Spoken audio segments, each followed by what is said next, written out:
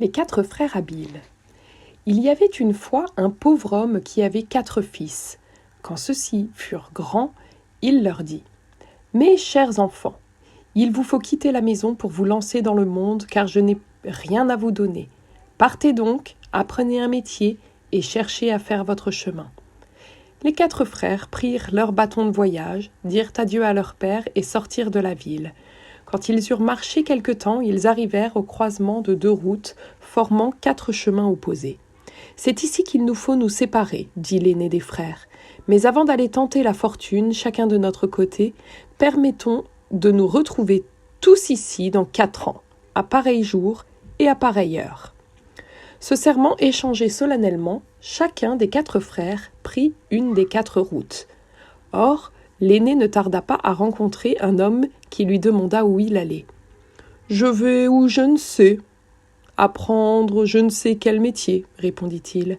L'homme reprit alors. « Viens avec moi et sois voleur. »« Ah non, » répondit le frère, « ce métier n'est pas honnête. C'est une chanson qui se termine par une corde au cou. »« Ah, » dit l'homme, « il ne s'agit point ici d'avoir peur de la potence. Je t'apprendrai à trouver les choses introuvables et à ne redouter aucun rival. » Ces paroles décidèrent notre voyageur, et grâce aux leçons de son maître, il devint un voleur si adroit que rien n'était en sûreté dès qu'il le voulait l'avoir. Cependant, le 2e frère avait aussi rencontré sur sa route un homme qui lui demanda ce qu'il allait apprendre dans le monde. « Je ne le sais encore, » répondit-il. « Alors suivez-moi et devenez astronome.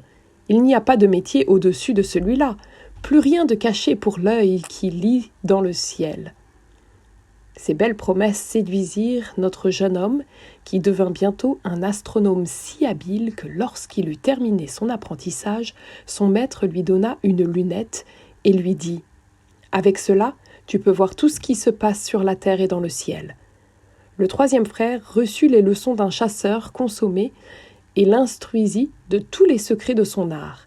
Quand il le quitta, son maître lui donna un fusil en disant « Tout ce que tu coucheras en joue avec cette arme, tu seras sûr de l'atteindre. » Enfin, le plus jeune rencontra un inconnu qui lui proposa de devenir tailleur. « Je n'y verrai aucun inconvénient, » répondit le jeune homme. « S'il ne fallait rester assis les jambes croisées du matin jusqu'au soir, tirer l'aiguille sans relâche et se brûler les doigts avec le fer à repasser. »« Tu ne m'as pas compris, » dit l'inconnu. « L'état que je t'enseignerai n'aura rien de ces misères. Je ferai de toi un tailleur comme on n'en voit nulle part ailleurs. » Le jeune homme se laissa persuader et suivit l'inconnu qui lui enseigna en effet la couture transcendante.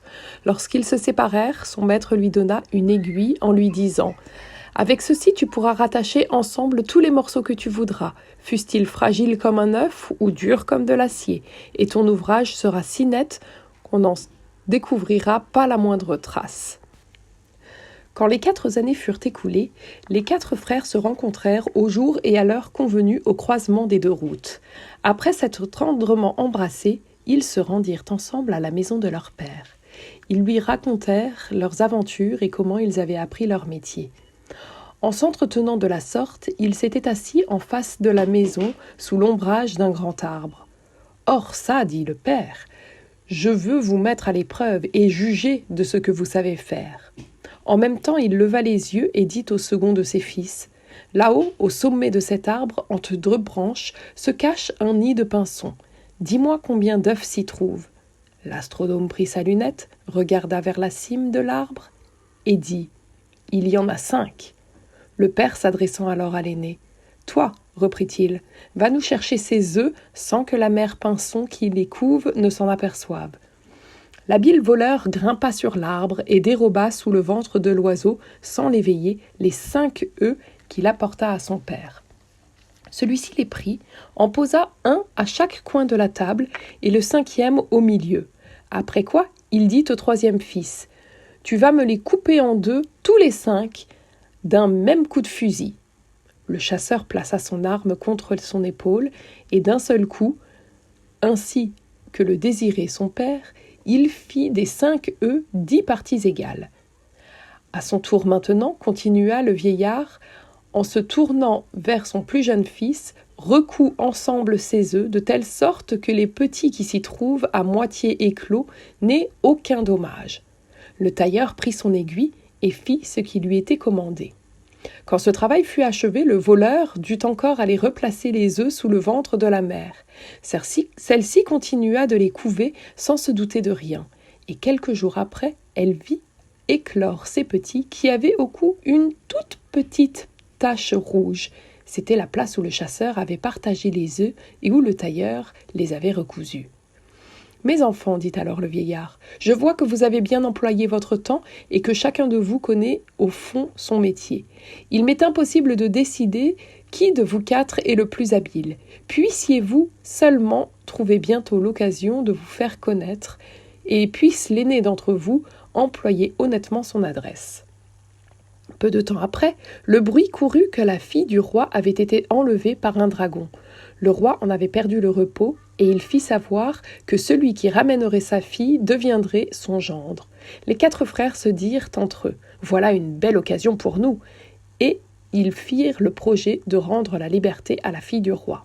« Je saurai bientôt où elle est, dit l'astronome. » Puis il regarde au travers son instrument et s'écrie « Je la vois, là-bas, elle est assise bien loin d'ici sur un rocher au milieu des mers, et le dragon qui l'a ravie est à ses côtés. » Aussitôt, il va trouver le roi, lui demande un navire pour lui et ses frères, et fait voile avec eux vers la prison de la jeune fille. Quand ils arrivèrent, le dragon dormait, la tête appuyée sur les genoux de la princesse. Le chasseur dit « Je n'ose pas tirer, je pourrais tuer la captive du même coup que le monstre. » « Essayons un peu notre talent, dit le voleur. Il se mit à dégager la princesse avec tant de légèreté et de promptitude que le monstre ne s'aperçut de rien et continua à ronfler. On devine avec quelle joie ils regagnèrent le navire et ramenèrent vers la pleine mer. Mais le dragon, ne trouvant plus la princesse à son réveil, prit son vol à la poursuite des ravisseurs et bientôt son souffle enflammé résonna dans les airs au-dessus d'eux.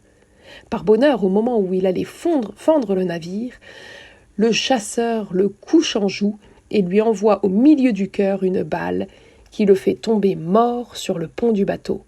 Mais telle était l'énorme pesanteur du monstre que sa chute fait voler le navire en éclats et qu'il a peine à nos 5 passagers quelques planches pour se tenir sur l'abîme. Ce fut alors que le tailleur employa son talent. Il saisit sa merveilleuse aiguille, attache les planches au moyen de quelques gros points, se place sur cette espèce de radeau et recoud de la sorte les diverses parties du navire. Quand tout fut réparé, il ne fallut pas longtemps à nos voyageurs pour regagner le port. On se figure la joie du roi en revoyant sa fille chérie.